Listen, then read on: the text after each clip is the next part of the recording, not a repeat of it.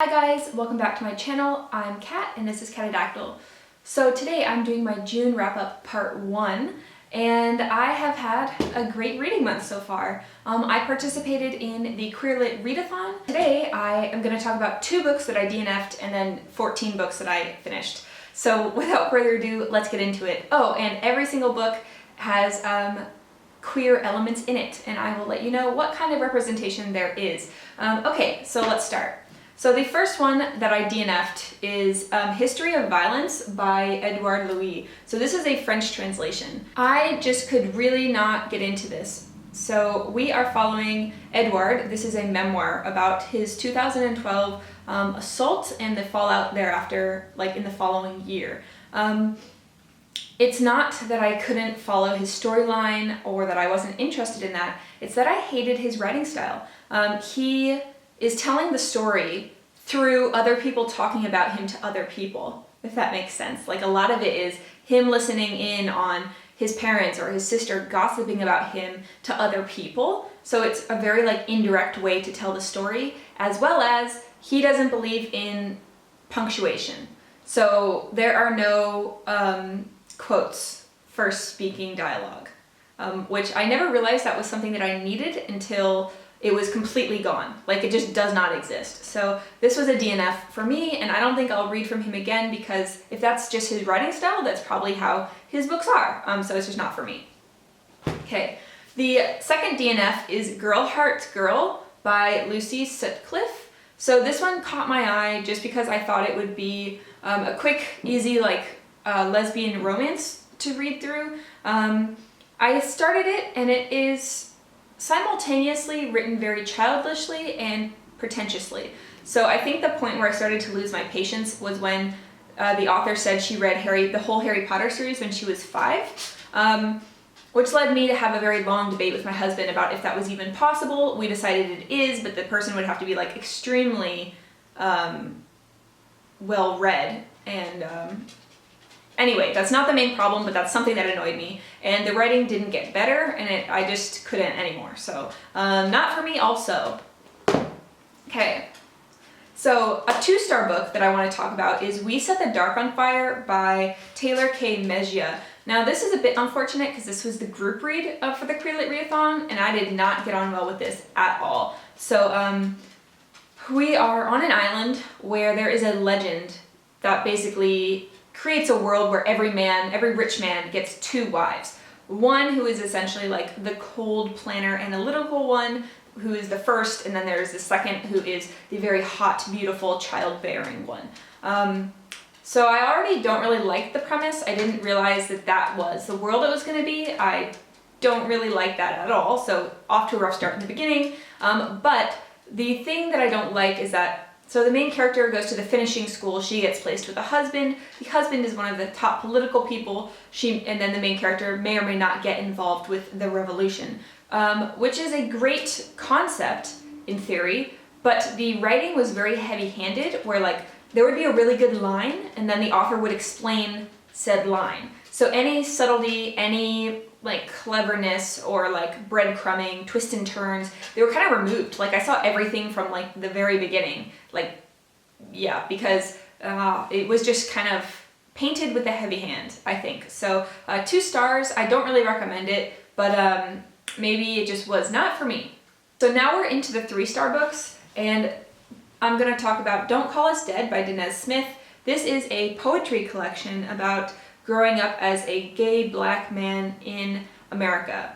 Now, I read this again for the Queer Lit Readathon, and it was a challenge because I'm usually weak in poetry, so I don't often read that much poetry because usually I don't really get it. And that was unfortunately the case with this. So I did get like a lot of what he's saying, so I would say maybe like a third of the poems I thought were really stunning. He has beautiful turns of phrase. I understand what he's talking about, and then maybe like half to 2/3 of the rest of it, like it either went over my head or I'm not the right audience, or I just didn't connect with it. So for me, I give it 3 stars. I wish that I had liked it more than I did, especially since it's really highly loved by a lot of people.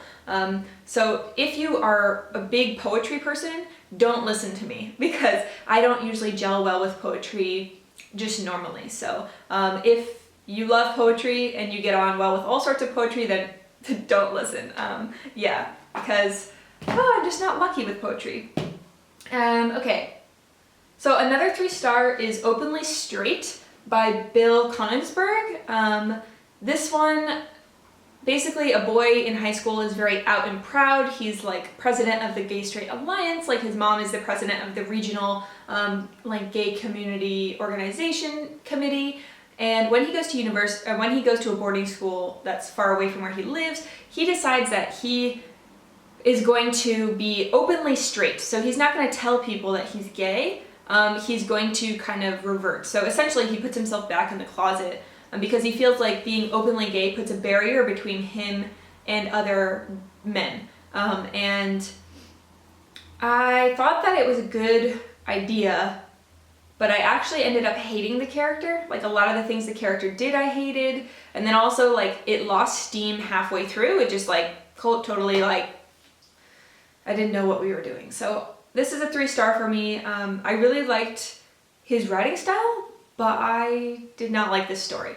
So in Romanceathon, I'm planning to read The Music of What Happens by Bill Konigsberg. I'm gonna give him another shot because the writing was great. I just wasn't a fan of the story. Okay. So the only 3.5-star book that I have for this wrap up is Ascension.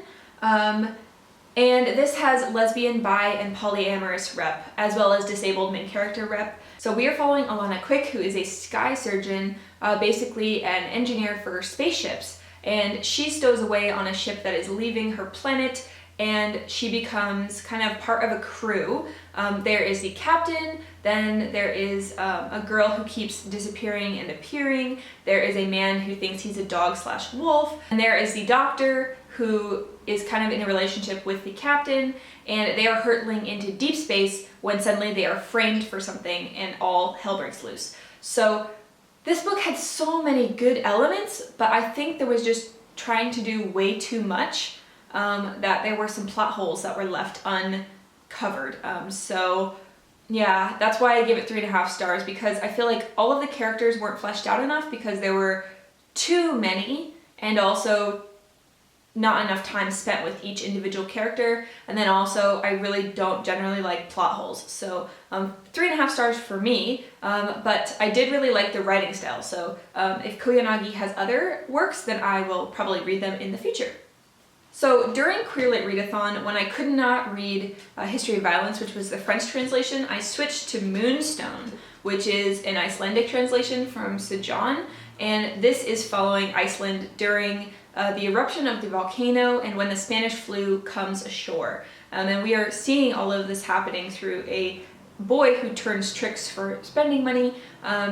So this has a gay rep, and then also it's hinted at queer or lesbian rep as well. And this was just kind of fascinating, like a snapshot of that one moment in time where Iceland just got really pummeled by like Mother Nature and the flu, and also just generally like bleak conditions overall.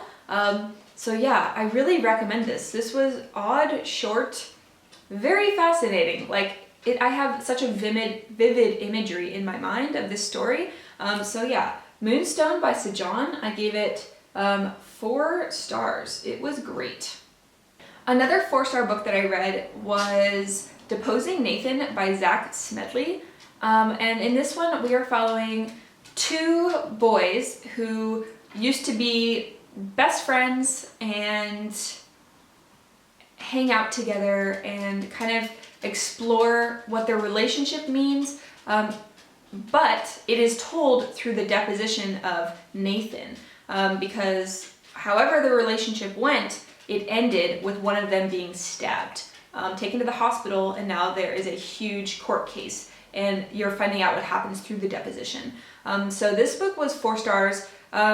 I absolutely loved it about 2/3 of the way through. I thought it was going to be a 5-star for me, but then the end kind of lost itself, and I thought like maybe the author didn't know how to end it or what to happen. So I gave it 4 stars overall.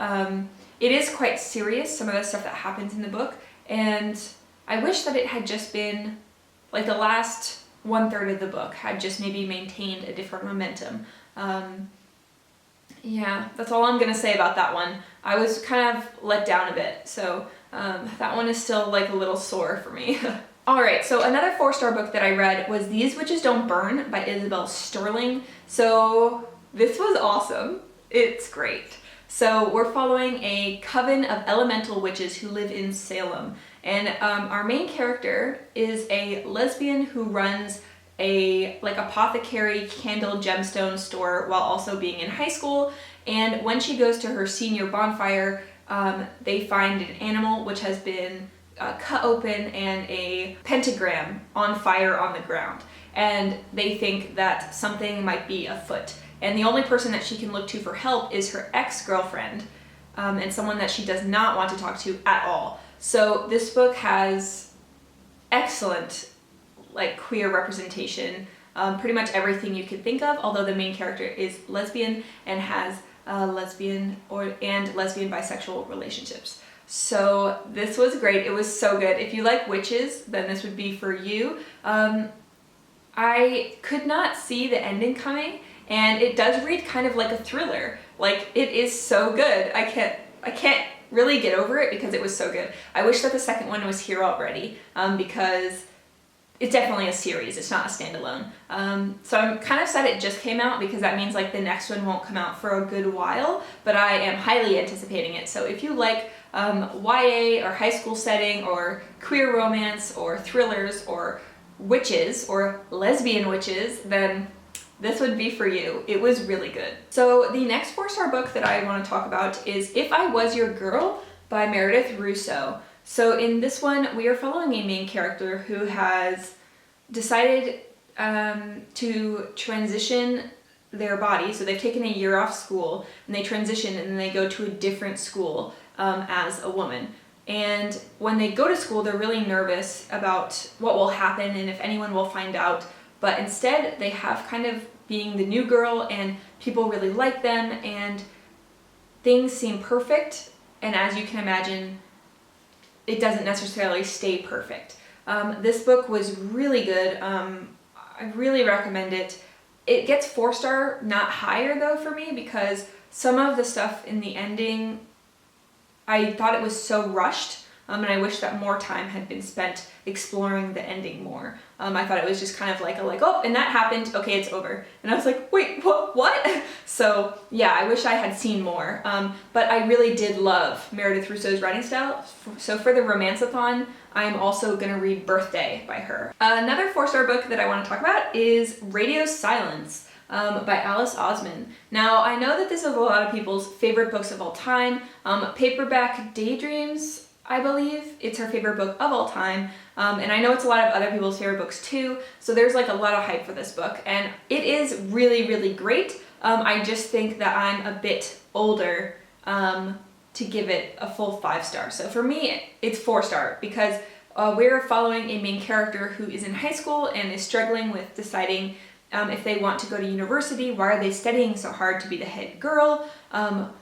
Like, why do their friends only think of them as like a study machine and not who they really are, which is a queer, quirky girl who really loves a online kind of podcast, which is about a sci-fi world where the main character, Radio, is reaching out and are you listening? And she draws like illustrations and she wears like quirky clothes.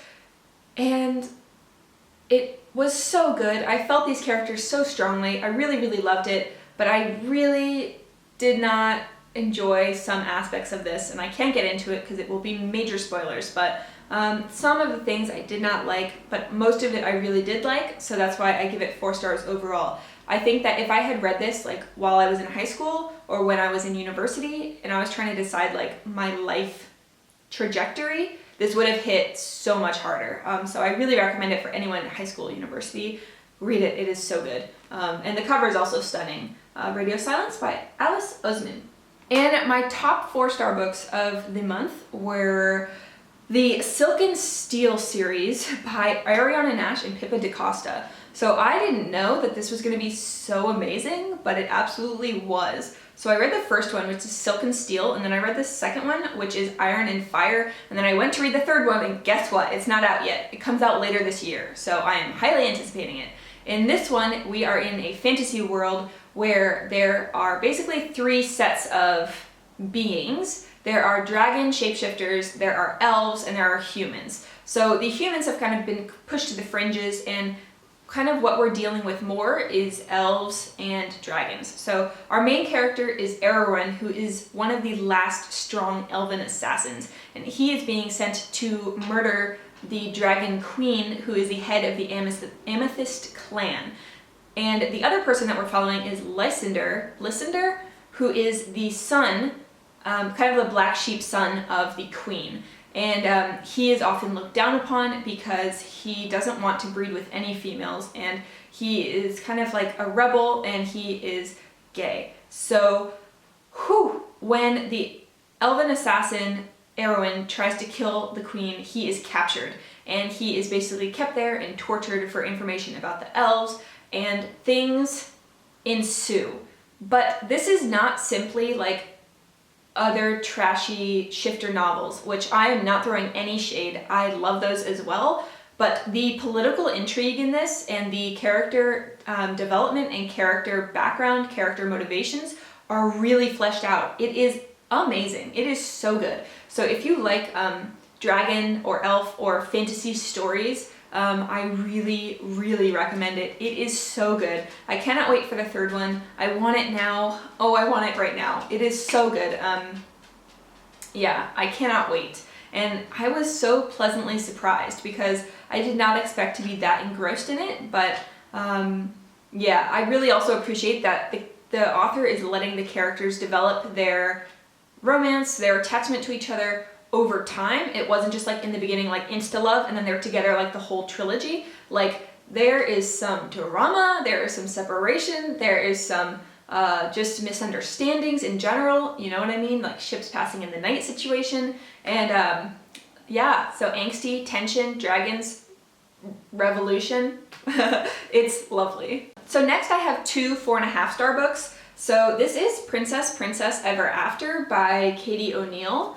In this one, we are following a princess who is stuck in a tower, but she cannot escape, and this princess goes to rescue her. And then after that, they go on adventures together. Oh my god, this was so good. It is so small, but it is so good. This tackles issues of filling your role, when to grow into a role and when to reject a role, body positivity, gender, assigning different genders certain roles, expectations of parents, sibling rivalry, and mistaking people who are bad, mistaking good people when they look bad, not judging people by their cover. Just, this book had everything. And so if you have a really young reader, or like maybe a junior level reader, this would be perfect for them. I'm just gonna show you guys some of the illustration. So it's pretty lovely. And I also did laugh at some of it. So like for instance, this is a page. Yeah, I really recommend this. This also has the cutest gosh darn end covers I've ever seen. Isn't that adorable? Yeah, so this gets 4.5 stars for me. This was so good. I love Katie O'Neill's stories and her illustration style. So the other 4.5-star book I want to talk about is The Bones Beneath My Skin by T.J. Klune. T.J. Klune is fast becoming my favorite author of all time. I love him so much and his stories are amazing. The way he writes somehow just gets me right in the heart. So in this one, we are following Nate, who was a journalist, but then he lost his job due to like a scandal, and he decides to pack up everything he owns and goes to a small cabin in the woods, which was left to him by his recently deceased parents. So when he gets to the cabin, it is not empty.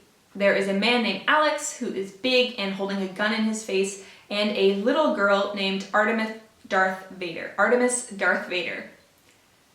Oh my god, this book was so good. Artemis Darth Vader is one of my favorite characters of the entire year so far. Blew me away. This book was sweet and funny and heartbreaking, and it has aliens, and oh man, it is so good. I really, really loved it, and it made me cry. Oh, it was so good. Yeah, so if you like kind of, I think that this is very reminiscent of maybe We Are the Ants, I would say, or Humans by Matt Haig, something where it's first contact with aliens, but not in a like very dark and a like fight way, but more in a like exploring a human's relationship with those first aliens kind of way. So if that sounds up your alley, I so highly recommend this. It was so good. And Artemis Darth Vader is freaking adorable, and I love TJ Klune's writing style. So yeah, highly recommend. It was so good. So on this list I have a 5-star read, and it is I Wish You All the Best by Mason Deaver. This book blew me away. It is near perfect in my eyes. I love this book completely. So we are following Ben DeBecker, who comes out as non-binary to their parents. Their parents kick them out, and instead they go to live with their sister, who they haven't seen in like 10 years, and her husband. And they start school at a new high school, and they're just trying to graduate, to make it through, to figure out how they are going to survive. When they meet Nathan, who is a very charming, very sweet boy who is just kind of like an overeager golden retriever, like wants to know about Ben and know why they're there, what they like can we hang out? This book, wow, was it so amazing. So the way that the family is portrayed and the way that it's handled with how the main character feels, the repercussions, how their friends feel, how their family feel, like everything was so realistic and so heartbreaking and just so like melancholy, tender, like it was so good. So other things that are talked about in this book are mental health, therapy, the need for medication, dressing a certain way or not dressing a certain way, different elements of being non-binary that I had never even considered before. I truly think that this book changed the way that I view like non-binary people and the way that they go about their daily life. Like this book is really, really important to me, and it's probably one of the most important that I've read this year and like in a few years actually, because I truly didn't know some of the things and like how people would be feeling about certain things, and then when I read it I was like, oh my god. I recommend it to literally everyone. I love this book.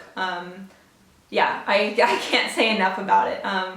I just love it so much, and I give it 5 glowing gold stars. And I will be buying it or asking for it for my birthday or Christmas because I need to have it like in my hands. I'm really kind of upset that I bought it on Kindle instead of in real life, but yeah, I did not know. So that wraps up all of these books. If you found any that are interesting to you, let me know down below. If you have any recommendations for me based on what I liked, that would also be awesome, and I would greatly appreciate it. Yeah, so in the future, starting in July, I think I'm going to do wrap-ups weekly because I just read too much to wrap up like this. It's crazy. So yeah, I hope that works in July, and I hope you guys are having an awesome Pride Month and that you're reading lots